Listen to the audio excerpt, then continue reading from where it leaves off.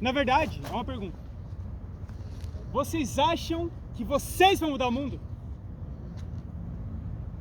Eu tenho uma notícia para dizer. Ninguém aqui vai mudar o mundo. Você não vai mudar o mundo. Tiago, você não vai mudar o mundo. Mateus, você não vai mudar o mundo. Você acha que sua pesquisa da universidade vai mudar o mundo? Que a sua opinião política vai mudar o mundo? Existiram muitas pessoas que tentaram mudar o mundo. A gente vê, por exemplo, na Revolução Francesa, em 1789, com Napoleão Bonaparte, os girondinos e os jacobinos, quando eles tentaram tomar o poder, brigaram pelo poder. Ou até mesmo na Revolução Soviética, como uma forma de pensar igualitária foi instituída. Ou até mesmo na Revolução Russa, em 1917, onde os bolcheviques, eles tomaram o poder. Mas nada disso deu certo. Nada disso deu certo. Irmãos, está acontecendo uma guerra nesse exato momento entre a Ucrânia e a Rússia. E as coisas, elas continuam da mesma forma. O mundo, ele continua o mesmo. E ele nunca vai mudar. Mas você pode sair do mundo, amém? Amém. E levar o máximo de pessoas possíveis com você, amém? Amém. O que vai mudar o mundo não é o socialismo, não é o capitalismo, não é o liberalismo. O que vai mudar o mundo é a palavra de Deus, é o cristianismo, amém? Amém. Título da pregação de hoje: saia do mundo.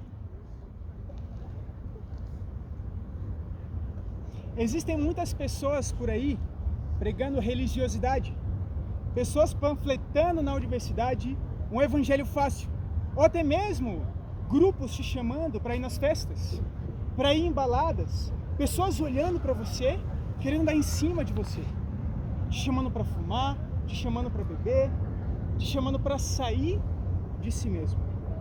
Mas se o mundo está pregando, nós que somos discípulos devemos pregar ainda mais forte, amém? Mas, ok, nós devemos pregar, mas para sabermos o que pregar, nós precisamos de um parâmetro. Se eu vou falar algo, eu preciso saber o que eu vou falar. E o nosso parâmetro é a Bíblia, amém? Amém. Vamos ler uma escritura que fica em João 1, versículos do 1 ao 2. Vamos lá, Diego. João 1, do 1 ao 2, diz assim: no princípio era aquele que é a palavra. Ele estava com Deus e era Deus. Ele estava com Deus no princípio. Irmãos, olha isso que está nas suas mãos. Não o celular, a Bíblia. Amém? Aqui fala que no princípio... Isso, aqui fala que no princípio Deus era a palavra. Ele estava com Deus e é a palavra de Deus. Isso quer dizer que você anda com Deus todos os dias da sua vida. Você interage diretamente com o próprio Deus e com a palavra dele. E hoje nós vamos ver 3 convicções para entendermos o que precisamos saber para sairmos do mundo, amém? Primeira convicção, primeiro ponto: Deus é a palavra. Irmãos, Deus, ele se materializa em um livro físico com páginas que a gente consegue ler e se fascinar com a palavra de Deus. Isso me fascina porque eu tenho Deus nas minhas mãos. Vamos ler outra escritura, João 1, versículo 14. Está comigo? Vamos lá, Diego. Interessante que as pessoas querem encontrar Deus, mas com a Bíblia fechada. João 1,14 diz assim: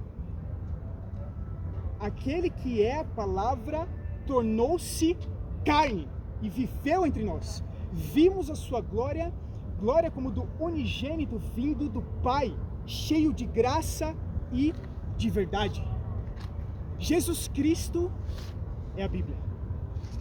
Nós precisamos, irmãos, desfrutar quando nós acordamos de manhã. Nós precisamos desfrutar da palavra de Deus. E às vezes, nós aqui, eu também, eu já acordei de manhã para ler a Bíblia e eu não desfrutei da palavra de Deus. Muitas vezes, para falar a verdade. Eu não tive um bom tempo com Deus. Eu quero ajudar todos nós, por meio dessa pregação, a termos tempos com Deus incríveis, amém? Amém. Vamos pensar, como será que Deus, ele fala com os autores da Bíblia? Por exemplo, a gente pode pensar quando a Bíblia fala sobre o anjo, né? O anjo do Senhor. Quando a Bíblia fala sobre o anjo do Senhor, a Bíblia está falando sobre Jesus. Quando a Bíblia fala sobre um anjo, a Bíblia está falando sobre qualquer anjo. Por exemplo, em Gênesis 16, do 7 ao 13, aqui fala que o anjo do Senhor apareceu a Agar. Mas no fim ela diz, tu és Deus que me vê. Em Êxodo 3, do 2 ao 6, diz que o anjo do Senhor aparece a Moisés na sarça ardente. Então, quem inspirou Moisés a escrever a Bíblia foi Jesus Cristo. Quem inspirou Abraão a escrever a Bíblia foi Jesus Cristo. Amém? E desde o Antigo Testamento, porque Jesus, ele é a Bíblia e a Bíblia é Deus. Amém? Amém. E eu queria inspirar cada um de nós com o exemplo de um irmão, que é o Caio. O Caio, não só para mim, acredito que para todos nós aqui, é um exemplo de um irmão que é apaixonado pela Bíblia. E a forma como ele lê, como ele entende as Escrituras, como ele interpreta e ele ensina da Bíblia, isso me inspira. Irmãos, o apelido dele em São Paulo era Bíblia com pernas. Bíblia com patas. Amém? Nós temos que ser Bíblias com patas, amém? Queria te dar um desafio para esse ponto aqui. Tenha os melhores tempos com Deus durante essa semana. Pesquisa algo diferente, pesquisa algo novo. Aprende um insight, fala com o Caio. Você vai conseguir fazer isso, amém? E vamos ser excelentes em nossos tempos com Deus, amém? Amém.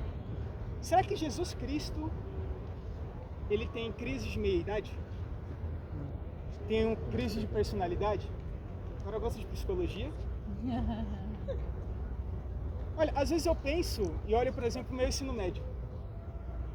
Nossa, que decepção. Sério, que ridículo. Eu tinha uma cabeça muito zoada. Amém? Mas às vezes eu olho para o ensino fundamental e eu penso, que top. Quero voltar ao ensino fundamental, minha cabeça lá era melhorzinha, eu acho. Né? Porque, sei lá, no ensino médio, o que eu fazia? Eu falava palavrão na escola, faltava nas aulas, eu não tinha uma conduta certa, eu não estudava, né? E no ensino fundamental, não. No ensino fundamental, eu ia para a escola e eu chegava da escola, quando eu chegava em casa, eu ficava o dia todo jogando bola na rua. E isso era incrível, assim, eu chegava em casa com o pé daquele jeito, né? De tanto jogar bola. E a minha mãe tinha preparado a comida para mim, então eu tomava banho, eu comia. O Matheus entende bem o que eu tô falando, né, Matheus? Isso acontece com ele até hoje. Mas, olha isso. Essas coisas, elas mudaram. E a gente não faz mais isso. Eu não fico mais o dia inteiro jogando bola, acho que ninguém mais faz isso. Né? Ou seja, a nossa mente, ela muda. A nossa forma de encarar as situações, ela muda. E às vezes eu mudo o que eu acredito. E às vezes a gente vai mudar o que a gente acredita também. Né? Mas vamos ver se Deus muda a sua personalidade. Vamos na escritura em Malaquias 3, versículo 6. Estão comigo? Malaquias 3, versículo 6. Às vezes, irmãos, eu penso em começar a torcer pro Cruzeiro. Olha que insanidade. Malaquias 3, versículo 6 diz assim: de fato, eu, o Senhor, não mudo. Segundo ponto, Deus não muda. Amém? A pergunta foi respondida. Irmãos, hoje é pregado um cristianismo progressista, em que as pessoas pensam que Deus, ele faz um update no que ele pensa. Ele faz uma atualização dos critérios, dos parâmetros dele. Mas, irmãos, Deus não muda. Deus não muda. Para você que é universitário, então, se Deus é Jesus e Jesus é a Bíblia, então se Deus não muda, será que Jesus muda? Não. Se Deus não muda, será que a Bíblia muda? Não. Vamos a outra escritura, Hebreus 13, versículo 8. Uau. Hebreus 13, 8 diz assim: Jesus Cristo é o mesmo ontem, hoje e para sempre, amém?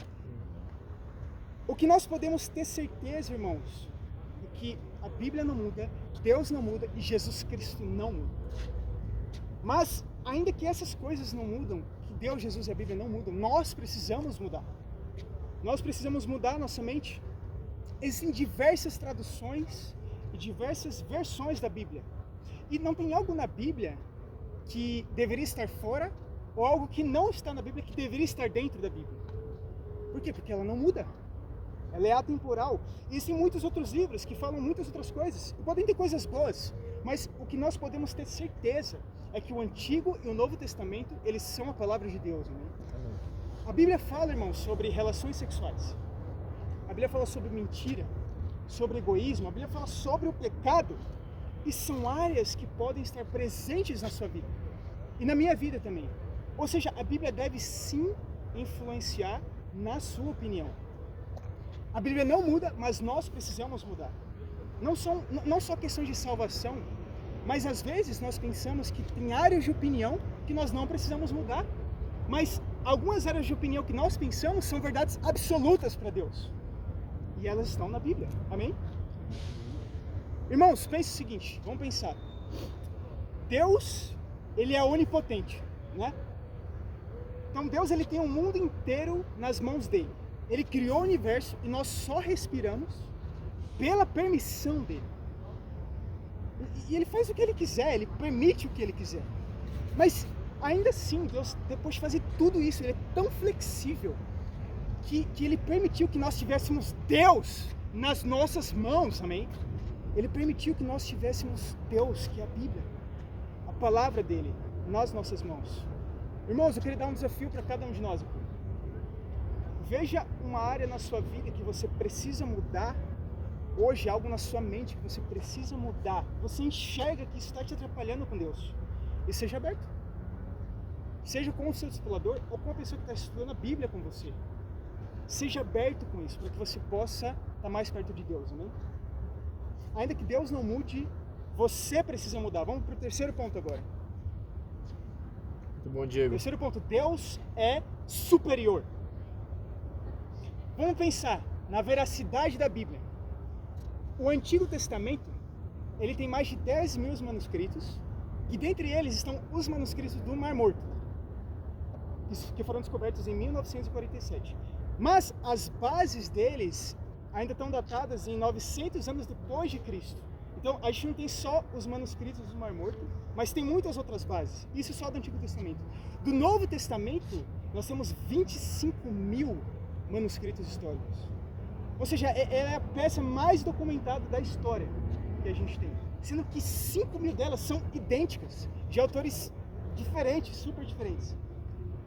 E a forma como eles escreviam a Bíblia, como eles copiavam a Bíblia, era por um grupo de judeus, não só esse, mas esse era um dos grupos, né, que eram os maçoretas. Então, antes de escrever, olha isso, para eles escreverem o nome de Deus, copiar o nome de Deus na Bíblia, em grego, aramaico, hebraico, né, nesse caso hebraico, que é o Antigo Testamento, eles paravam, eles lavavam as mãos, às vezes eles trocavam a pena que eles iam escrever, eles oravam para se concentrar e ter temor de Deus, porque eles estavam reconhecendo que era um nome sagrado também. Eles nunca poderiam apagar ou corrigir o nome de Deus, porque se eles cometessem um erro, o pergaminho inteiro ele teria que ser jogado fora. Então você ainda tem dúvidas da Bíblia? Você ainda duvida de que ela talvez tenha sido traduzida de uma forma errônea? De que não seja uma verdade absoluta? De que não seja a palavra de Deus? Irmãos, ainda assim nós temos dúvidas. Porque crer na Bíblia exige fé, amém? Não é só uma questão lógica, racional, mas exige fé em Deus. De que Ele existe e de que Ele está conosco, amém? Vamos ler uma escritura, fica em Isaías 55. Bom, Diego. Isaías 55, do 8 ao 9. Diz assim: pois os meus pensamentos não são os pensamentos de vocês, nem os seus caminhos são os meus caminhos, declara o Senhor. Assim como os céus são mais altos do que a terra, também os meus caminhos são mais altos do que os seus caminhos, os meus pensamentos mais altos que os seus pensamentos. Então, os nossos pensamentos, no máximo, irmãos, eles vão chegar aqui na terra. Porque os pensamentos de Deus estão nos céus, amém? Em um dos 7 céus que existem. Mas os nossos pensamentos, eles vão ficar aqui. É o máximo que eles podem chegar. E não é justo comparar o nosso pensamento com o de Deus. É o pensamento de Deus que criou você. É muito diferente. O meu pensamento, definitivamente, não tem como comparar, amém? Então, é claro que nós vamos duvidar porque precisamos de fé. Ah, mas eu não concordo com isso que está na Bíblia. Tá, mas você não tem que concordar. Ah, mas eu não entendo. Tá, às vezes você não vai entender mesmo. Mas por fé, você se interessa por Deus. E você aprende e você entende, amém? E aí você muda o seu coração. Existe uma tradição hoje, eu preciso ter sexo antes do casamento. Porque é o que o mundo prega, ter relação para fazer um test drive. Essas coisas, elas manipulam e roubam sua opinião. Não é porque isso soa uma doutrina, que essa é a sã doutrina. São duas coisas diferentes. E eu queria dar um desafio para cada um de nós. A gente poder estudar mais a Bíblia, irmãos, e se apaixonar por Deus. Aprender cada vez mais da palavra dele e poder pregar com convicção, amém? Estão comigo? Amém. Eu queria animar cada um de nós. Alguns estudos dizem que você é a média das pessoas com quem você anda.